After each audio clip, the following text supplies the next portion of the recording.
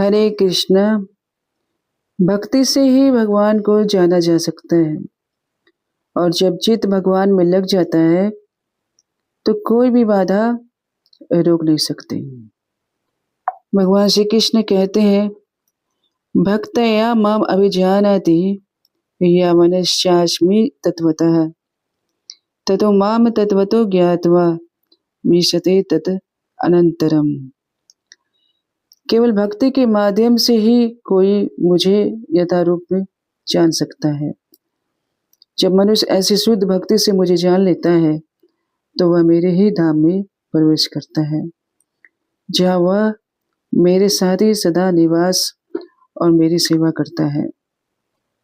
भगवान श्री कृष्ण कहते हैं, हे अर्जुन, मुझे जानने की योग्यता केवल शुद्ध भक्त के मार्गदर्शन और अनन्य भक्ति के द्वारा ही प्राप्त होती है। यहाँ विषयता का अर्थ है मनुष्य अपने समर्पित भाव के साथ भगवान के धाम में प्रवेश करता है, जैसे हरा सुख हरा तोता हरे वृक्ष में प्रवेश करता है। वह वृक्ष में लीन नहीं होता है बल्कि वहां के फलों का आस्वादन करने लगता है। इसी प्रकार एक भक्त भी भगवान में विलीन नहीं होता बल्कि वह भगवान की सेवा और संगति के लिए उनके धाम में प्रवेश करता है। तो भक्ति के द्वारा ही भगवान के ऐश्वर्य स्वरूप और दिव्यता को हम जान सकते हैं। ज्ञान या योग से नहीं जान सकते। केवल शुद्ध भक्ति से ही हम भगवान के तत्व रूप को जान सकते हैं, उनकी अनुभूति कर सकते हैं।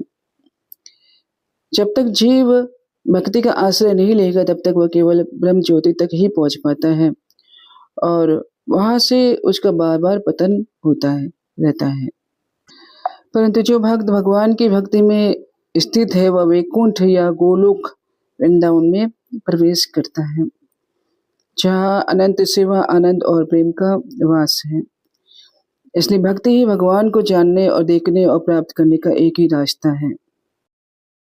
सर्व कर्माणि यपि सदा कुर्वाणो मद व्यपाश्रयः मद प्रसादाद अवाप्नोति शाश्वतम पदम अव्ययम।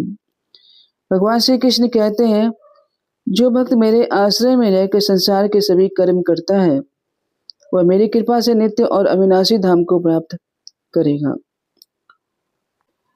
तो भक्त इस संसार में रहते हुए सभी कार्यों को भगवान के लिए ही करता है। वह वर्णाश्रम धर्म का पालन इसलिए करता है कि अन्य लोगों के लिए उदाहरण बन सके, पर उसका आश्रय वर्णाश्रम नहीं बल्कि केवल भगवान की भक्ति ही होती है।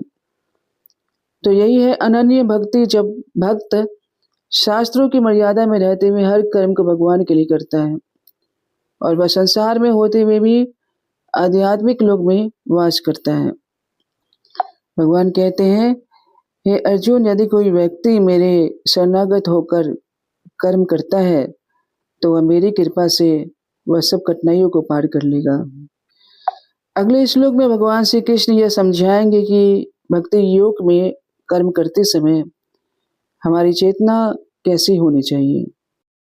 चेतसा सर्व कर्माणि मयि सन्यस्य मत्परः बुद्धि योगम उपाश्रित्य मत चित्तः सततम भवः। भगवान श्री कृष्ण कहते हैं, हे अर्जुन, अपने सारे कार्यों को मुझे समर्पित कर दो, मेरे परायण रहो और बुद्धि योग अर्थात भक्ति की बुद्धि का आश्रय लेकर सदा मेरी चिंतन करो। यहाँ भगवान पर निष्ठ भक्त के गुणों का वर्णन कर रहे हैं। ऐसा भक्त अपने सभी कर्मों को भगवान को ही अर्पित कर देता है। वह सोचता है यह कार्य मेरा नहीं है, यह तो भगवान की सेवा है। वह संसार में रहता है, कर्म करता है, पर उसका मन भगवान में लीन रहता है। वह हर परिस्थिति में यह अनुभव करता है कि मैं भगवान का हूँ और भगवान मेरे हैं। तो निरंतर भगवान का चिंतन कौन कर सकता है? केवल वही जो भगवान से प्रेम करता है, क्योंकि बिना प्रेम के कोई भी किसी का स्मरण निरंतर नहीं करेगा। भक्ति का सारी स्मरण और समर्पण। इस प्रकार भगवान अपने भक्त को सिखा रहे हैं कि कर्म छोड़ो मत, बल्कि कर्म को भगवान में अर्पित कर दो और ऐसा करने वाला भक्त सदा भगवान के संरक्षण में ही रहेगा। मत चित्तः सर्वदुर्गाणि मत प्रसादात् तरिष्यसि अतः चेत्त्वम् अहंकारात् न श्रोष्यसि विनक्ष्यसि। भगवान श्री कृष्ण कहते हैं, अर्जुन, यदि तुम अपना चित्त मुझ में लगाओगे तो मेरी कृपा से संसार के सभी दुर्गम अवरोधों को पार कर जाओगे। पर यदि तुम अहंकार वश मेरी बात नहीं सुनोगे तो तुम विनष्ट हो जाओगे अपने लक्ष्य से, अपने मार्ग से।